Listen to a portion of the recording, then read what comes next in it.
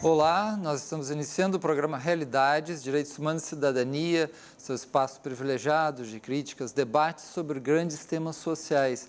Hoje a gente conversa sobre a questão da mídia e das fake news. E para isso a gente convidou aqui o Nadilson Silva, que é professor, pesquisador, sociólogo, e temos também a presença da Isli Viana, que é apresentadora e jornalista. Bem-vindos ao nosso programa Realidades. Eu gostaria de iniciar que vocês nos trouxessem um pouco um panorama da mudança, as mudanças mais substanciais na mídia nos últimos anos, né? Porque a gente tem uma mídia um pouco mais tradicional, o papel da televisão, um papel muito forte, sempre foi forte, mas enfim, né? E agora, nos últimos anos, parece que as redes sociais, o mundo digital, o virtual cresceu muito. E como é que vocês veem esse... A gente pode começar pensando na questão da possibilidade de emissão de mensagem, porque a mídia sempre concentrou o poder de emissão, né? Então você tinha alguns canais que atingiam milhões de pessoas ao mesmo tempo. E agora cada pessoa passa a ser seu próprio canal, você pode criar seu próprio canal. Isso foi uma certa democratização desse processo de informação, né? E o que acontece com isso? Você relativiza a questão da verdade, porque você pode criar coisas sem necessariamente checar os fatos. A mídia tem responsabilidade quando ela criava fatos, porque você tinha legislação, você tinha todo esse processo de concessão que forçava você a ter uma certa credibilidade para o que você estava fazendo, né? Uma certa, né? Uma porque, certa, conforme o interesse conforme o interesse do grupo político ou da economia, você pode fazer uma coisa diferente. Mas é muito mais sério. Muito mais sério. Agora não, agora qualquer pessoa pode criar um canal e criar a sua própria forma de comunicação. E é um avanço, eu acho que é uma coisa excelente você democratizar a forma de acessar as pessoas, e você criar a sua própria forma de comunicação.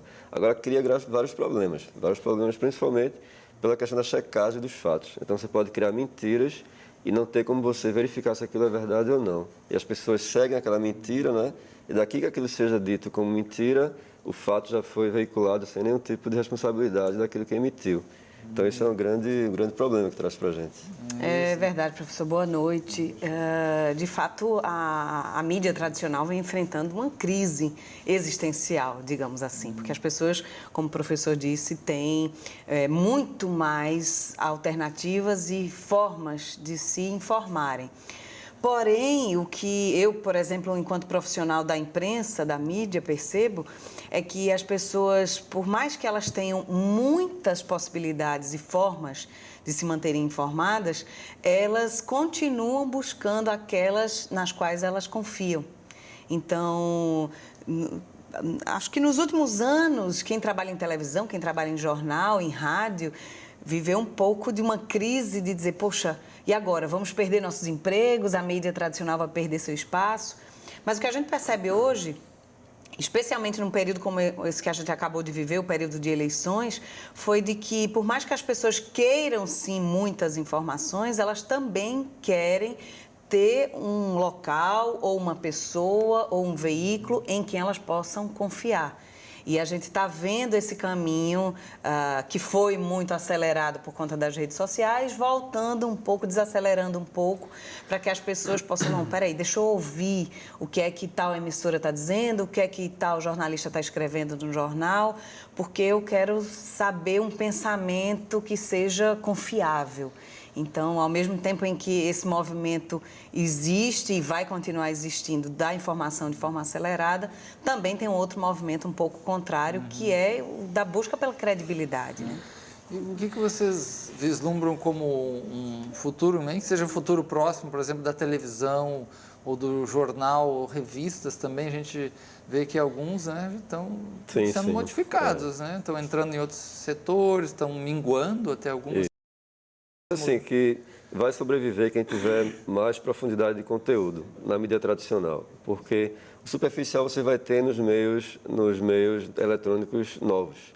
Então, qualquer pessoa pode botar qualquer informação a qualquer momento e divulgar para milhões de pessoas. Agora, com profundidade, quem vai ter isso é quem investir em conteúdo. Então, por exemplo, na Inglaterra tem o exemplo do Independent, que é um grande jornal, o Guardian. É um grande jornal que investiu em aprofundamento das matérias. Então, você tem matérias, às vezes, de 5, 6 páginas, tá? E quem vai consumir o jornal quer uma coisa mais detalhada do que apenas uma simples manchete. Então, a mídia tradicional, se ela quiser se manter no mercado, ela vai ter que investir em profundidade, assim, em mais conteúdo, sair do superficial. Por que é que você vai comprar um jornal se você tem aquela manchete gratuitamente no Facebook ou no Instagram? Instantaneamente. Só que o aprofundamento daquilo, quem vai dar é quem investiu. Isso precisa de recursos, você tem que investir para isso. E tem que ter uma certa indústria funcionando, um certo grupo que é pago para fazer isso. Porque a grande confusão que se tem em relação à mídia é que a mídia é gratuita. A mídia não é gratuita, é caríssimo fazer mídia. Os profissionais são pagos para fazer mídia. E as pessoas acham que colocar no Facebook uma notícia é a mesma coisa que fazer uma matéria de um jornal. Não, é completamente diferente. A formação de quem faz e como você apura, como você veicula aquela informação. Então, se a mídia tradicional não se diferenciar em termos de qualidade, ela tende a desaparecer, porque consumir apenas manchetes, você consome manchetes gratuitamente nas redes sociais. Que qualquer um pode fazer. Que qualquer um pode fazer a qualquer momento. Acho que, além dos recursos, professor, a diferença também está na técnica que é utilizada e na responsabilidade de quem está por trás dessa produção de conteúdo. Porque, quando se compartilha uma informação, por exemplo, no WhatsApp, você pode compartilhar para muitas pessoas ao mesmo tempo por conta dos grupos, né? Os grupos de WhatsApp hoje podem ter até 253 pessoas e você pode compartilhar para até 20 pessoas ou 20 grupos ao mesmo tempo. Porém, para desfazer uma notícia que você disse errada, você não vai mandar uma mensagem para todo mundo que você mandou pedindo desculpas. As pessoas têm vergonha disso. Sim. Enquanto o jornalismo tradicional, não, ele tem a obrigação de fazer isso. Quantas e quantas vezes a gente já viu nas televisões e até nos próprios jornais, grandes jornais, os jornais no dia seguinte ou os telejornais deram a notícia no início do programa e no fim do jornal pedirem desculpa porque deram uma informação direito de resposta, errada, né? Então, se pede desculpa na mesma proporção em que a informação foi dada de forma errada. Na mídia social, ninguém faz isso. Porque você, enquanto emissor de uma mensagem pelo WhatsApp, por exemplo, você não tem a mesma responsabilidade que um jornalista tem ao compartilhar, publicar ou transmitir uma notícia que ele deu alguma informação errada. Então, o fator responsabilidade, ele faz muita diferença na mídia tradicional, porque ele você não encontra nas mídias sociais. Dificilmente você vê alguém pedindo desculpas por uma informação que compartilhou de forma errada. Eles simplesmente deixam passar. Acho que o fator responsabilidade faz muita diferença. Tem o anonimato também. Então, muitas pessoas criam perfis falsos para divulgar notícias falsas. E aí você não tem nem como traçar a origem dessas informações ou as pessoas que realmente fizeram isso. Então, anonimato é uma coisa que ameaça essa credibilidade da informação das redes sociais, né? Depois de alguns anos no Brasil, você começou a perceber a importância muito forte, determinante talvez, né, das grandes mídias, das emissoras, principalmente de televisão, no resultado de eleições. Né? E agora parece que a gente tem um capítulo que não é brasileiro, é mundial, de a influência talvez tanto ou mais forte, né? E talvez até se diz agora que houve uma avalanche, né, de uso de mídias e redes sociais, principalmente até o WhatsApp também, que foi determinante nessas eleições brasileiras. Como é que vocês veem isso? Se é assim ou não? Isso é muito sério. Na Índia existem 200 milhões de usuários de WhatsApp. Aqui no Brasil, esse número é em torno de 160 milhões de usuários, ou seja, mais da metade da população hoje utiliza o WhatsApp e 70% desse número diz que se informa através do WhatsApp. Nossa. Ou seja, você coloca a sua confiança na informação que você recebe num aplicativo. Por quê? Porque normalmente as mensagens que você recebe vêm de pessoas conhecidas. Então, você tende a achar que seu pai, sua mãe, seu irmão, seu cunhado, não iria lhe mandar uma notícia que não fosse verdadeira, que não fosse checada. E isso, na verdade, não acontece. Então, em países, especialmente os países com os níveis de educação menores, isso causa muitos transtornos. Na Finlândia, por exemplo, que é um país desenvolvido, as pessoas mal usam o WhatsApp. E a mídia tradicional ela tem uma força incrível. As fake news, os boatos não se espalham porque as pessoas têm o hábito de desconfiar ou têm um senso crítico muito aguçado e muito desenvolvido. Então, quando recebem pelo telefone, pelas mídias sociais, alguma informação que não parece confiável, eles primeiro vão a fontes que eles consideram confiáveis. O que, no caso, ainda acontece lá são os jornais. Os jornais têm uma credibilidade muito alta. E os partidos, especialmente de direita, têm se valido muito das redes sociais para propagar sentimentos que talvez tivessem sido perdidos exatamente por conta da corrupção, até porque a corrupção não é privilégio do Brasil apenas. Mas na Índia e em outros países aqui da América do Sul, as redes sociais têm sido muito utilizadas para propagar sentimentos de nacionalismo, para se falar sobre o medo de se perder os valores, de se perder a responsabilidade dos governos, por conta, claro, do que já aconteceu na corrupção e aconteceu também em governos de ambos os partidos. Então, de uma maneira mundial, o que tem sido observado pelos pesquisadores é de que esse sentimento, né, de nacionalismo exacerbado e o medo de se perder os valores tem sido muito exaltado através das mídias sociais. O discurso da ordem, né, num período assim de que há muitos medos e até exagerados, mas né, de instabilidades, aí alguém que vem e diz, eu vou implantar a ordem, né? Pode ser algo muito forte. Eu acho que tem uma relação interessante com a questão do desmantelamento, enfraquecimento das instituições tradicionais.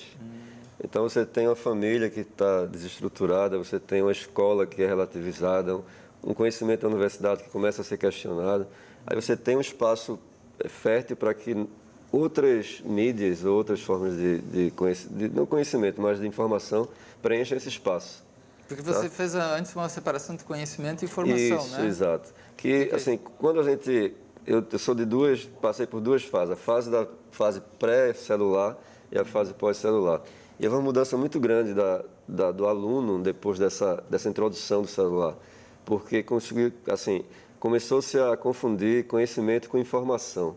Então, o aluno acha que porque ele tem acesso à informação, o professor começa a ser não necessário ou desnecessário, porque ele tem acesso à informação. Aí dá para ter aula só virtual. Isso, exatamente. Você não precisa nem, como se pode dizer assim, dialogar. Não precisa debater, exato, exatamente. Então, ele acha produzir conteúdo, nem produzir conteúdo. Só que conhecimento é a construção do conhecimento, é a construção de um saber, não é acesso à informação. Então, essa confusão é que permeia essas pessoas. Então, você conversa com algumas pessoas sobre determinados temas, como dizer assim, todo mundo é especialista em política hoje em dia. Né? Qual é o seu conhecimento de política para você discutir política profundamente? Aí você pega uma pessoa que estudou ciência política, que é doutor em ciência política, e quando vai dialogar com essa pessoa, você se acha no mesmo direito você tem, obviamente, mas no mesmo nível de conhecimento que aquela pessoa. É diferenciado. A mesma coisa você pegar um médico e discutir doença com o médico. Obviamente que ele tem uma formação, que ele foi preparado para aquilo. Então, ele tem um conhecimento diferente de você. Só que as pessoas confundem muito isso. Mas hoje em dia todo mundo se acha médico da política, né? Exatamente. Por exemplo, a gente trabalha com violência, lá pesquisa profundamente, mestrado em Direitos Humanos da UFPE, a gente fica apavorado, assustado demais, porque hoje em dia todo mundo dá palpite, assim, exato. Né? É como se fosse o médico de todo mundo. Então, como se não tivesse ciência da paz, da violência, do conflito, uma compreensão do que é os problemas sociais mais profundos. E aí é terrível a situação. O Google vira oráculo, né? Então, tudo que você não sabe é um grande oráculo, exatamente. Está tudo lá fácil, tudo lá fácil, isso. Pois é. Gente, e aí nesse capítulo se pensou, sim, que as redes sociais já estavam sendo muito importantes em eleições e para determinar a política, né, e determinar muito a crença das pessoas, né, e quem é corrupto, quem não é, ou quem é isso, é aquilo e tudo mais, quem é do bem e quem é do mal, grande dicotomia, né, quem é da família, quem é contra a família, e assim por diante, mas não se esperava um capítulo muito importante que que surpreendente parece que é o capítulo WhatsApp, né? Esse capítulo foi, para mim, pelo menos para muita gente, foi surpreendente. Parece que ele foi assim, muito importante. Sim. Vocês poderiam falar alguma coisa sobre isso? É uma coisa que assim, eu queria chamar a atenção, é que a gente acha que redes sociais são livres, que a internet é um império da liberdade. E não é. É como utopia. Já foi uma utopia de ter uma internet livre. Hoje em dia, você pode pagar para impulsionar mensagens. Você paga para que sua mensagem chegue para uma grande quantidade de pessoas ou não. Então, existem empresas especializadas para isso. Até você pode pagar o Instagram ou pagar o Facebook para impulsionar as mensagens que você faz. Tá? Então, você pode ter 2.000 amigos ou 3.000 amigos no Facebook. Você pode colocar uma mensagem e apenas 5 pessoas verem a sua postagem. Tá? Então, o que acontece? Você tem que pagar para as empresas, para eles impulsionarem a sua informação. É interessante. Agora, eu me lembro quando isso você falou, acho que muitos devem ter essa experiência, né? Lá no Facebook, principalmente, que é a rede mais conhecida, né?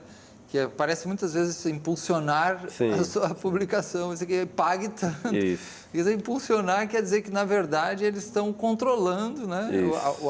A disseminação. Existem algoritmos, né, que selecionam quais tipos de conteúdo são colocados, a quais pessoas terão acesso a esse conteúdo, né, por quanto tempo isso é colocado. Então, você cria comunidades fechadas com isso. Então, você tem uma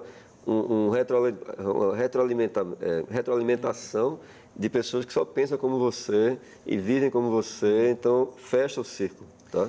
E se engana quem pensa que é só no Facebook que os algoritmos funcionam para fazer com que você pense que pertence a um grupo em que a maioria pensa igual a você. Mas no WhatsApp, por exemplo, absolutamente qualquer mensagem que se envia, seja de texto, seja de áudio, seja de imagem, vídeos ou fotos, todas essas mensagens, elas são codificadas de maneira que, na sequência, o Google possa lhe enviar propostas, sugestões, inclusive de anúncios. Vou dar um exemplo muito simples. Se você me mandar uma mensagem no WhatsApp falando que você, por exemplo, pretende viajar para a Tailândia, rapidamente vai aparecer nos seus navegadores propagandas, ou no Facebook, propagandas sobre viagens para a Tailândia. E aí a pessoa fica maravilhada, mas eu estava pensando... Eu estava pensando exatamente nisso, como? Não acredito. Mas é bom rir para não chorar. E quando a gente aceita, quando a gente entra nesses perfis das redes sociais, que a gente aceita lá aqueles termos e condições sem ler absolutamente tudo que tem ali, você está concordando que o Google faça esse tipo de propostas para você. Mas aqueles termos ali enormes, quem das pessoas costuma ler, além dos que lidam com isso diariamente? Isso a gente vai continuar conversando, né? Mas agora a gente tem que fazer um pequeno intervalo para logo em seguida falar sobre essas dimensões da mídia e fake news. Já, já.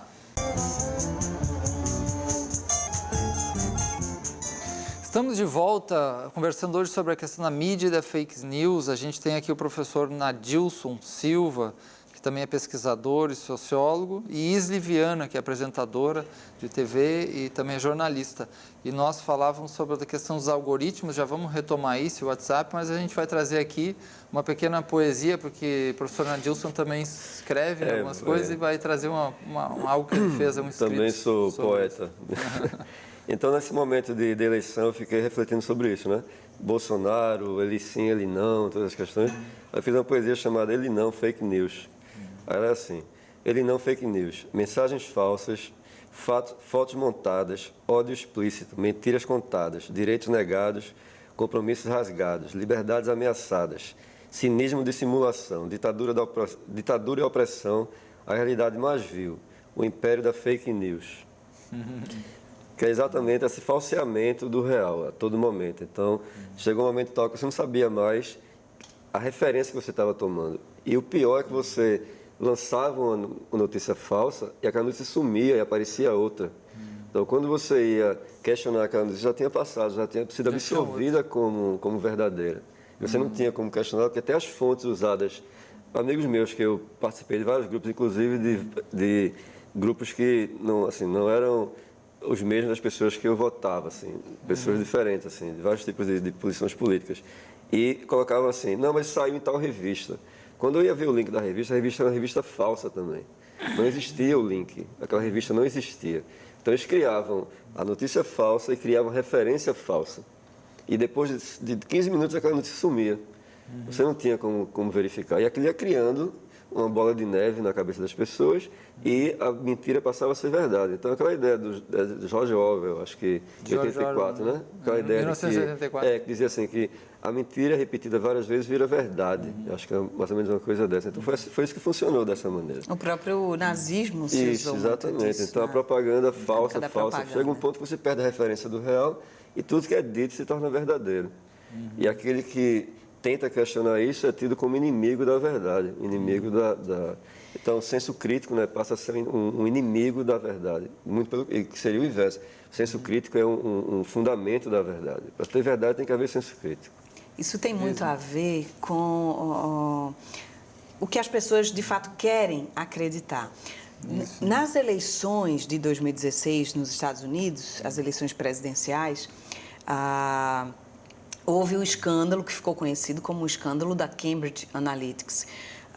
Houve um hackeamento de dados, por exemplo, do Facebook, em que, na época, não se entendeu por que a maior parte dos dados que foram hackeados, ou seja, foram acessados dos usuários, foram principalmente os dados relacionados à religião e os dados relacionados à sexualidade. Olha aí, gente. Foram Sexualidade e religião. Parece que é uma coisa que pega a pessoa lá no íntimo, né? Na época ninguém entendeu. Na época ninguém entendeu. Peraí, como intimidade. que hackearam o Facebook e roubaram só esses dados? Para quê? E nas eleições de 2016, houve a resposta sobre isso, mas que os próprios americanos só vieram entender muito tempo depois. Por exemplo, nos Estados Unidos sempre é uma eleição muito polarizada, porque lá é muito claro quem é direita e quem é esquerda, né? Os republicanos e os democratas. Em 2016, os atores eram Hillary Clinton. Não é nem esquerda, é variações da direita. Exato, É um né? pouco, é mais mitigada. É, né? mitigada, não tem esquerda. Mas é diferente. existe uma clareza, ou até pelo fato de haver menos partidos, né? Praticamente as eleições são só disputadas entre dois partidos. Os democratas e republicanos ficam sempre polarizando. Um lado e um outro, e são lados opostos. E algumas artes que eram feitas para serem compartilhadas no Facebook, principalmente no Facebook, porque nos Estados Unidos se usa muito pouco o WhatsApp, ou muito menos do que no Brasil, por exemplo, mas o Facebook se usa bastante. As telas, aquelas artes, né, que são produzidas para serem compartilhadas no WhatsApp, elas atribuíam muito à figura da Hillary Clinton a figura do mal, ou a figura de Satanás. E a figura de Trump, a figura de Jesus Cristo. Nossa. Ora, a religião é algo sagrado. Qualquer religião é considerada... Você tem a sua religião, aquilo tem muito a ver com o seu íntimo. É aquilo que você considera sagrado, aquilo que você considera que ninguém mexe, ninguém pode mexer. Mas imagina, está no dólar, né? Pois é. Nós confiamos, né? Sim. Exatamente. Deus está acima, Sim, né? E aí... eles começaram a espalhar esse tipo de artes, né, de materiais gráficos, associando, por exemplo, eu vi uma arte que dizia assim, era uma guerra, como se fosse uma guerra de braço mesmo, entre a figura de Satanás e a figura de Jesus Cristo. Na figura de Satanás, eles colocaram o rosto da Hillary Clinton e dizia assim, se Clinton vencer, Satanás vence, ajude Jesus a ganhar. Nossa. Quem é cristão, e a maioria da população americana é cristã, se diz cristã... Mesmo que às vezes fake cristão. Né? E mesmo que fake, né? Mesmo que não seja praticante... Os pastores eletrônicos, etc. As pessoas se sentiram tocadas. Epa, não posso deixar Satanás vencer essa eleição, vou votar em Trump. Ou seja, mexeu com o íntimo das pessoas. Outro ponto que eles tocaram bastante foi a questão da nacionalidade. O americano é um povo muito patriota, né? Por conta das guerras, por conta das lutas. lutas. Então, se atribuía muito a imagem de Hillary Clinton a ser alguém que era contrário aos soldados que morreram na guerra, às lutas, né, pela paz. Né? Antipatriota seria, né? Exatamente. Então, se assimilava muito a Hillary Clinton a isso. E também acha questões voltadas à sexualidade. Porque quando se fala em liberdade sexual, normalmente isso é contrário aos valores cristãos, né? Que são valores mais tradicionais, mais conservadores. Então, aí você passa a entender um pouco de por que esses dados eram tão valiosos para terem sido roubados. Foram mais de 5 milhões de usuários que tiveram seus dados roubados. E aí também foi uma coisa muito surpreendente para muitos analistas políticos, para o mundo inteiro, de que não se esperava, porque era uma figura assim caricaturada, assim, uma figura difícil de definir, idiosincrática, esse Trump, né? Sim. E que ninguém imaginava que fosse ser um presidente, né? Tipo assim, uma pessoa que não entende... Mas veja só, existe uma discussão sobre a questão as maiorias silenciosas, né? Que se pode pensar um pouco, assim, que a esquerda avançou bastante, assim. A questão mesmo das declarações de direitos humanos, que aniversariou ontem, eu acho, se não me engano, que ele foi uma proteção para o ser humano, né, de certa forma, contra o avanço do capitalismo, se pode pensar assim, né? Preservando o humano dentro da estrutura capitalista. Mas isso não quer dizer que as pessoas deixaram de ser preconceituosas, que deixaram de ser patriotas, deixaram de ser conservadoras. Só que elas ficaram um pouco reprimidas durante nesse período todo. Elas começaram a ficar... Não, porque houve avanço dos direitos humanos e assim por diante, e as pessoas ficaram reprimidas. Tá? E agora apareceu com mídias sociais a possibilidade de você não ter a censura do que você pode falar. Porque, querendo ou não, mídias, como a gente estava falando um pouco nisso do programa, né? As mídias tradicionais, elas têm certos parâmetros a seguir, elas têm legislações a serem obedecidas. Então, você não pode ser racista, você não pode ser homofóbico, você não pode ser, sei lá, anti-indigenista, contra religiões, assim, tem que respeitar assim, a diversidade. E quando você tem as redes sociais, você tem a possibilidade de você ser homofóbico, ser racista livremente. Que você acha que aquele território ali é seu, é o seu perfil, você tem o direito de falar o que quiser. Então, impunemente. Então, houve essa possibilidade dessas pessoas, dessa maioria silenciosa, começar a se expressar nessas redes. Tá?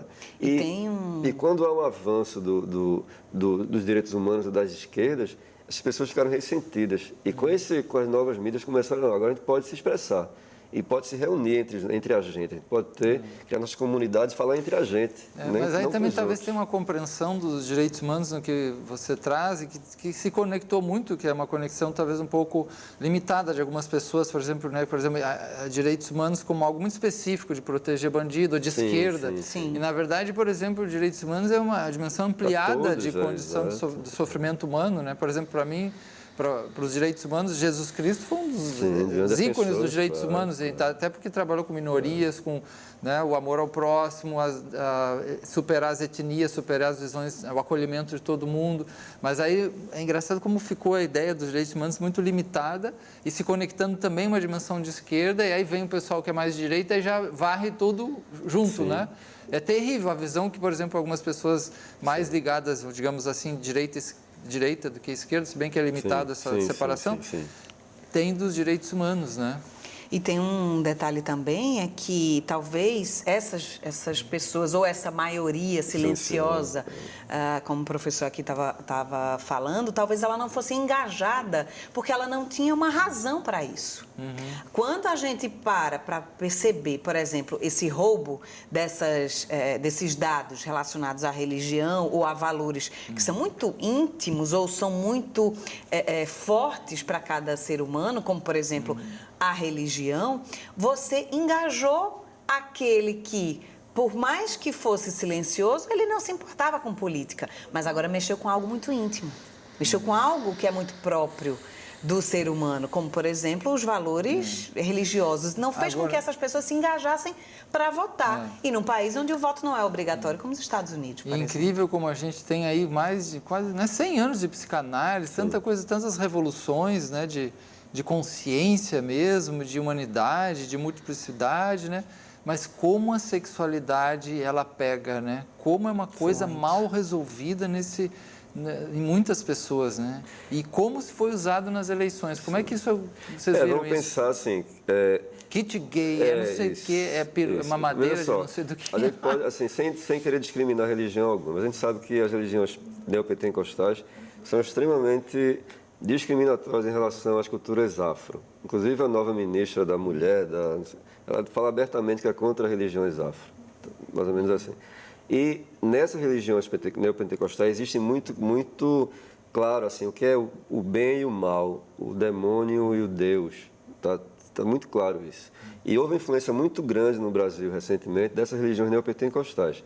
Inclusive, o presidente eleito, na minha opinião, assim, pela minha humilde opinião, pelo PCB, foi eleito principalmente pela influência dessa religião neopentecostal. Ele usou os palanques da religião, né, eu às vezes acordava de manhã antes de ir para a aula, você tinha lá dezenas de programas religiosos de manhã, de pastores eletrônicos na televisão, tá? Vários canais, várias concessões de mídia foram dadas para rádios evangélicas e para TVs evangélicas. Então você tem o conservadorismo que vem da religião, que vem desses pastores eletrônicos até americanos, desse modelo norte-americano, né, que permeou a nossa cultura, que era uma cultura muito mais permissiva. A gente tem uma cultura muito mais... as classes mais populares não são tão preconceituosas quanto a gente acha que é, né? A religião afro, você tem uma ideia, e há uma permissividade em relação à sexualidade, a questão do feminino e do masculino se misturam muito, você não tem esse preconceito muito grande em relação a isso. Só que as religiões protestantes têm isso mais claramente, tá? E não acontecia muito com o catolicismo. O catolicismo, por ter... Talvez até a explicação do catolicismo ter sobrevivido tanto tempo, 2000 e tantos anos, né, foi exatamente porque sempre foi muito maleável com essas questões. Tolerante, muito mais diálogo. Inclusive, o novo Papa, né, ele falou sobre o homossexual, dizendo, olha, o homossexual tem que ser acolhido, não tem que ser discriminado. Uhum. Né? Voltando, Izzy, à questão da eleição nos Estados Unidos e essa estratégia, né, tão profunda política para eleger, se descobriu depois, né, com isso com clareza, a eleição do Trump estava muito ligada a isso, e a questão da Cambridge Analytica, né, e isso parece não chegou, né? Foi informação, né, efetiva, que chegou ao Brasil, né? Sim, nesse ano. Como é que foi isso? Eu estive esse ano nos Estados Unidos a convite do Departamento de Estado americano. Eles possuem um departamento específico para atender os jornalistas estrangeiros. Eles convidaram jornalistas de 24 países, e eu tive o privilégio de estar entre eles, para justamente tanto um treinamento quanto uma possibilidade de entrevistar e ouvir pesquisadores, professores, jornalistas, políticos, sobre como foi decisivo ou, digamos, um marco, como as eleições de 2016 são consideradas um marco para a questão da desinformação e do que eles chamam de alfabetização midiática, a necessidade da alfabetização midiática.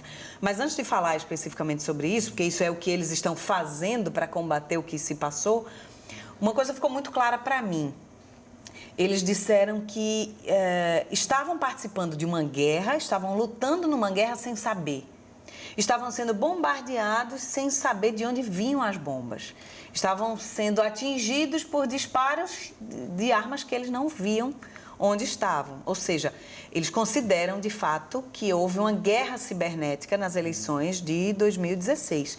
Principalmente depois que se descobriu que cerca de 70% das artes mais compartilhadas pelo Facebook e pelos celulares, aliás, pelos computadores e pelos celulares, mas principalmente através do Facebook, foram criadas e partiram de computadores e celulares russos.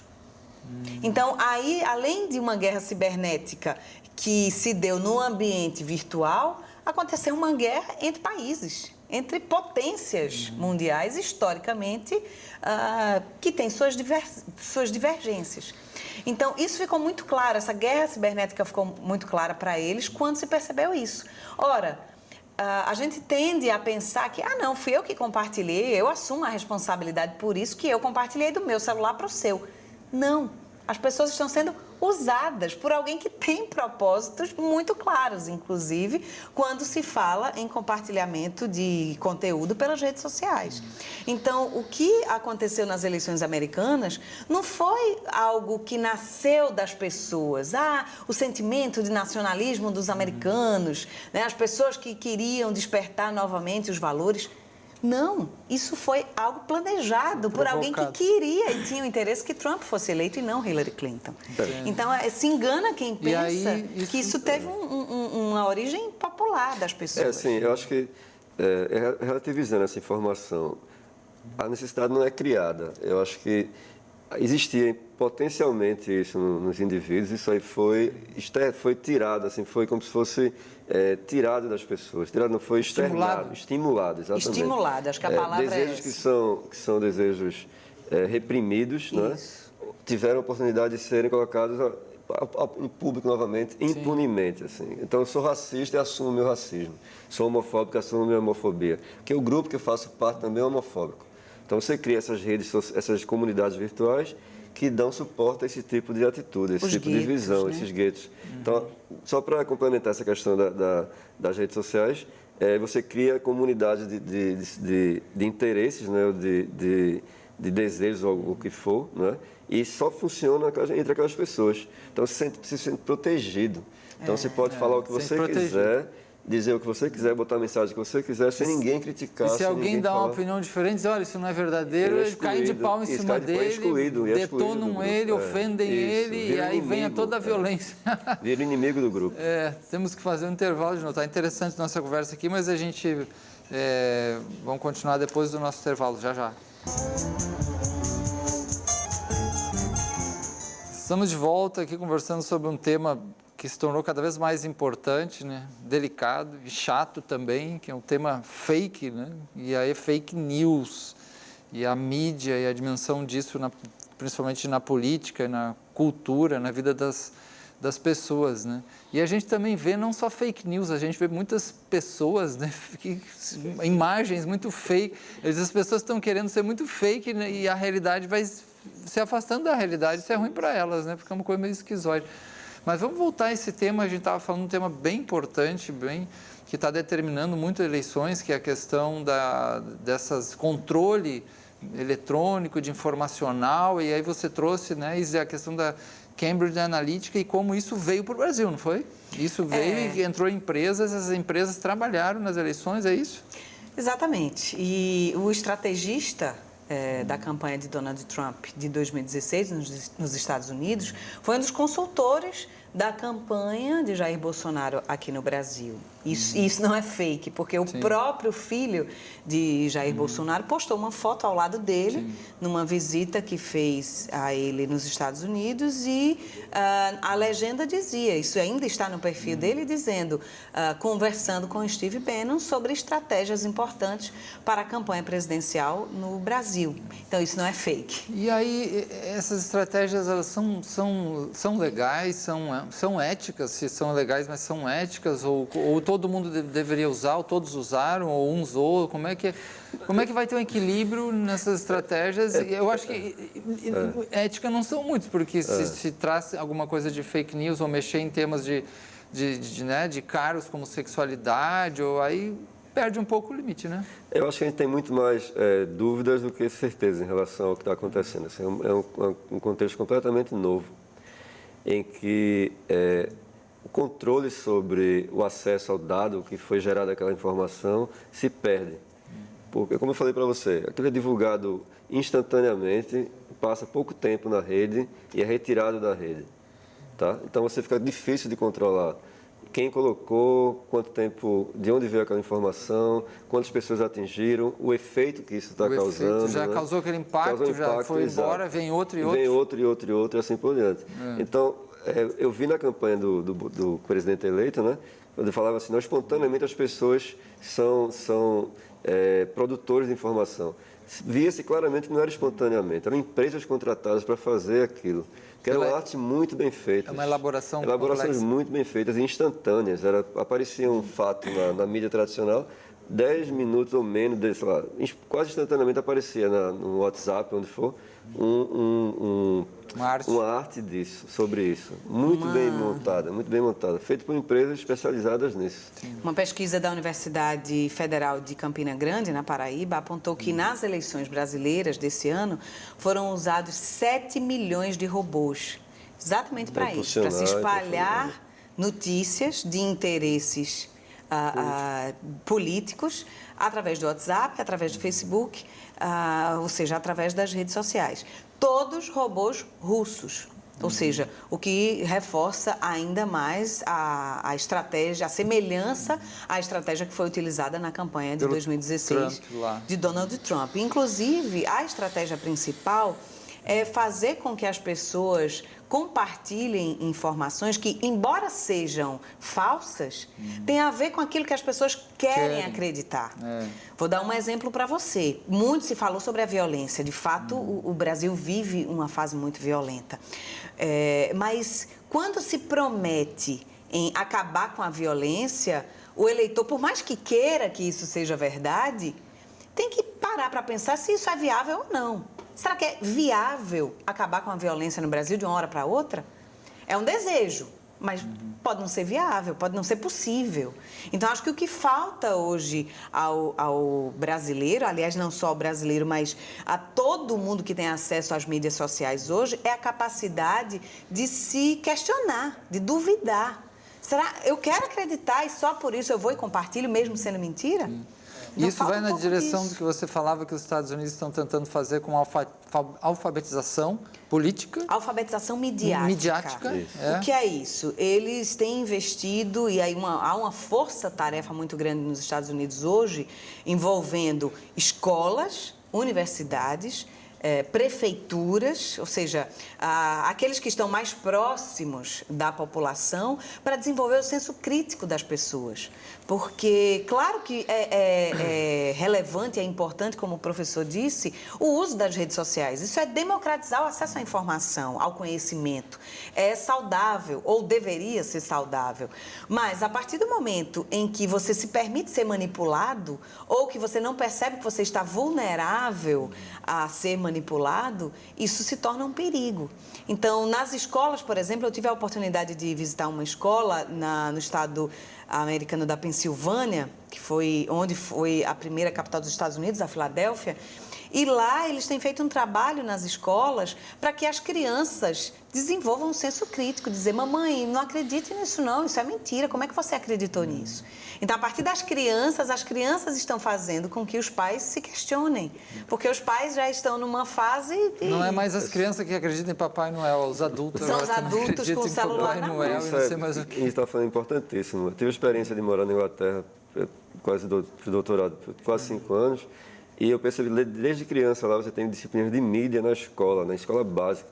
A criança sabe como se faz um jornal, como se faz na televisão, desde pequeno. Eles crescem com essa educação mediática. As técnicas, então, as técnicas, sabem tudo. Então, eles discutem mídia cotidianamente. Então, você cria consenso, assim, você é criado com senso crítico em relação a isso. E a gente falou muito sobre a mídia tradicional, né? No início a gente falou aqui no programa sobre como a mídia tradicional está se portando diante disso.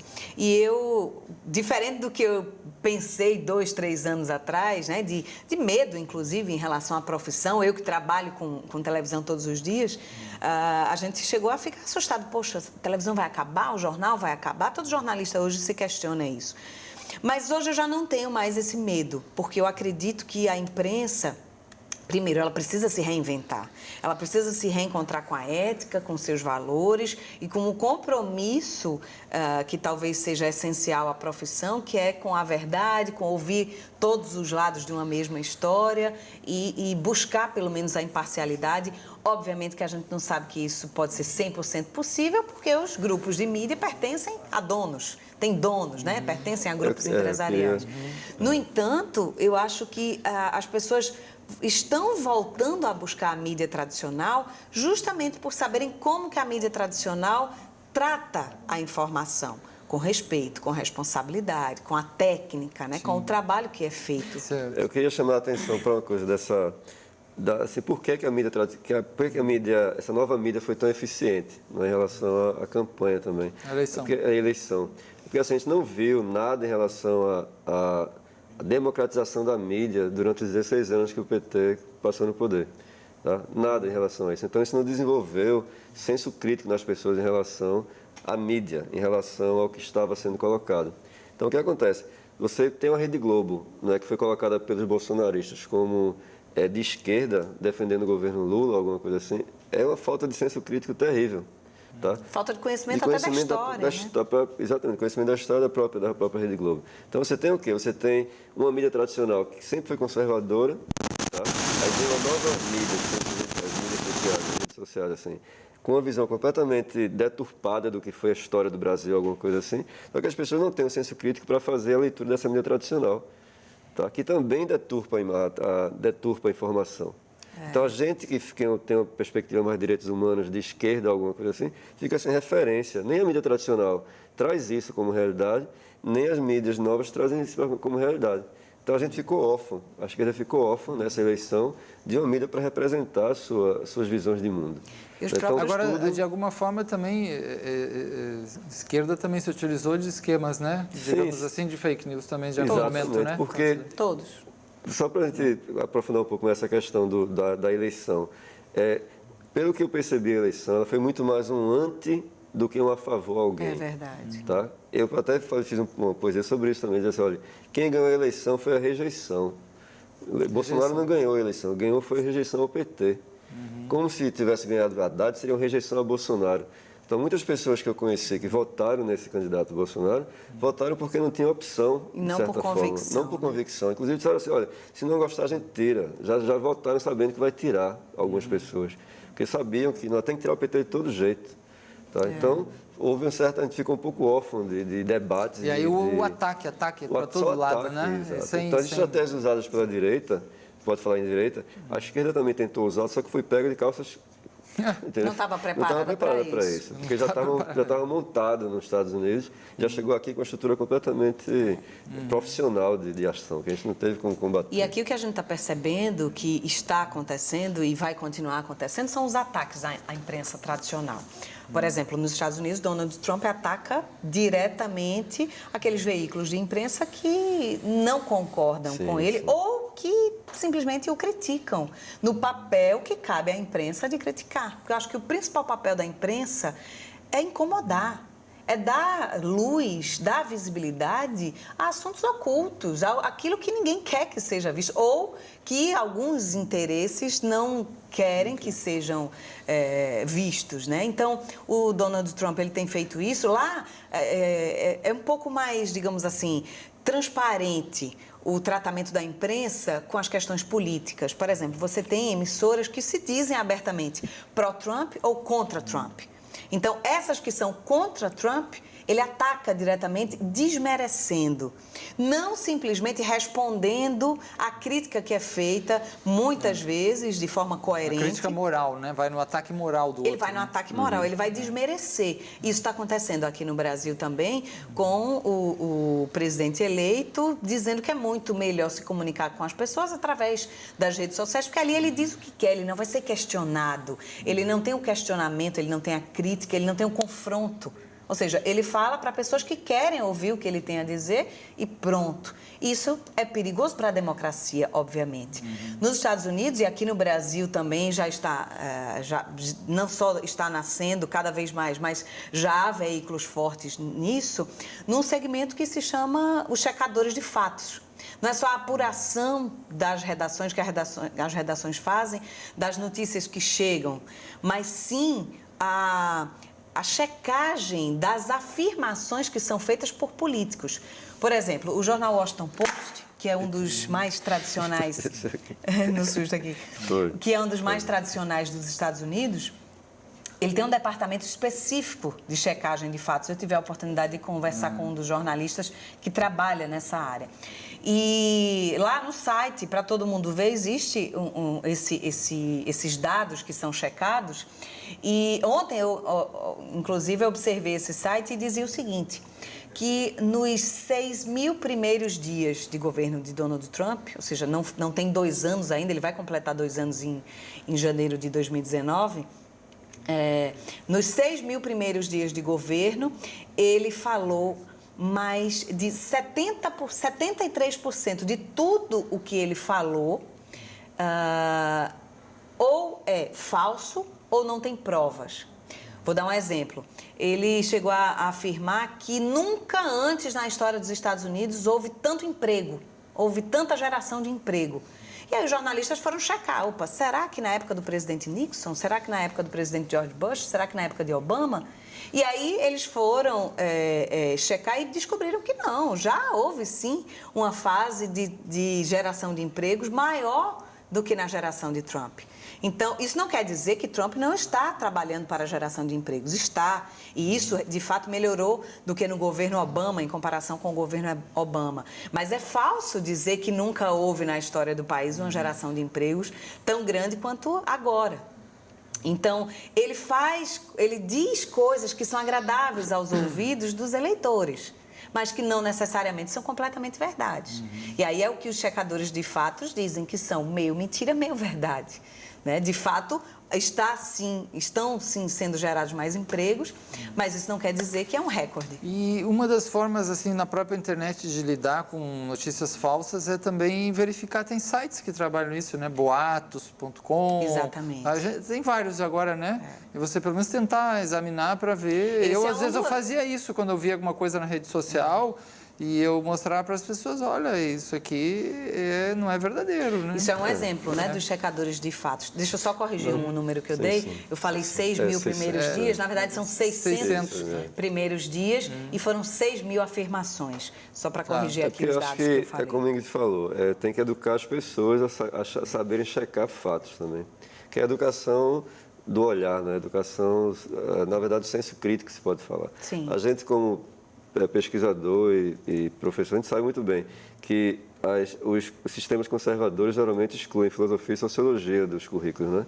Que são exatamente as disciplinas que mais puxam pela questão do senso crítico. E estimulam o pensamento. Estimulam o pensamento, exatamente. História, sociologia e filosofia são os mais... São os mais atacados, exatamente. Então, eu acho que a grande questão que se tem em relação às novas mídias é a educação crítica, é você ter, desde pequeno, na verdade, como lidar com esses meios. Porque, só para dar um exemplo para pensar, o laptop foi um grande avanço. A gente, quando era adolescente, quando começou a surgir o laptop mais barato, foi um grande avanço ter um laptop portátil para você levar a qualquer lugar e trabalhar. Aí depois passou-se para o tablet, não é? Aí depois passou-se para o celular. Então, o que acontece? Com essa mudança, você passou a ser apenas consumidor de informação. Com o celular na mão, você não consegue trabalhar como você trabalha no computador. É diferente. Então, existe uma indústria muito poderosa por trás que faz mudanças tecnológicas e empurra para você se adaptar àquela mudança tecnológica. Necessariamente não foi melhor você sair do tablet para passar para o celular, ou sair do laptop para passar para o celular. Eu acho Mas que a indústria vive disso, de empurrar, criando novas necessidades. Tem que fazer uma campanha cada vez mais importante. A gente até gravou um programa sobre isso aqui, os malefícios, principalmente da saúde mental do mundo virtual e digital. Né? Se as pessoas viverem encapsuladas dentro disso, elas vão se desenraizar da vida, das relações, da natureza, né, da vivência corporal, da vivência da vizinhança, da vivência da cidadania. Se tornam doentes, pessoas doentes. E se tornam doentadas, né? E aí vão estar muito expostos também a esse tipo vulneráveis a isso, muito vulneráveis. De coisa, né? Eu fiquei muito surpresa ao ouvir de pesquisadores americanos o quanto eles consideram a população americana analfabeta midiática. Sim. Ou seja, estamos falando de um dos países com os maiores níveis de educação do mundo, os maiores níveis de acesso à informação e ao conhecimento, produção de conhecimento, inclusive com as melhores universidades, ou algumas das melhores universidades, e ainda assim você perceber que a população pode ser considerada analfabeta midiática. Prova disso, de fato, é o que aconteceu nas eleições, em que as pessoas não se questionaram. Né? As pessoas não questionaram o que de fato era verdade, o que era mentira, e não tiveram esse senso crítico, essa responsabilidade para se questionar sobre o que estava acontecendo ali no país. Pois é, gente, muito bom a nossa conversa. Infelizmente o tempo, né, o nosso algoz aqui, né? Sim. Teria muitas coisas se a gente entrasse ainda em outras, né, notícias atuais, né?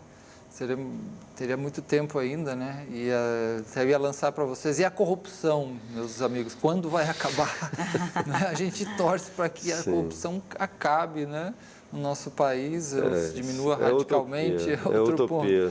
Mas então nós vamos agradecer muito a presença aqui do Nadilson Silva, professor, pesquisador, né, sociólogo, e a Izzy Viana, que é apresentadora de TV e também jornalista e pesquisadora. Obrigado a todos e até a próxima.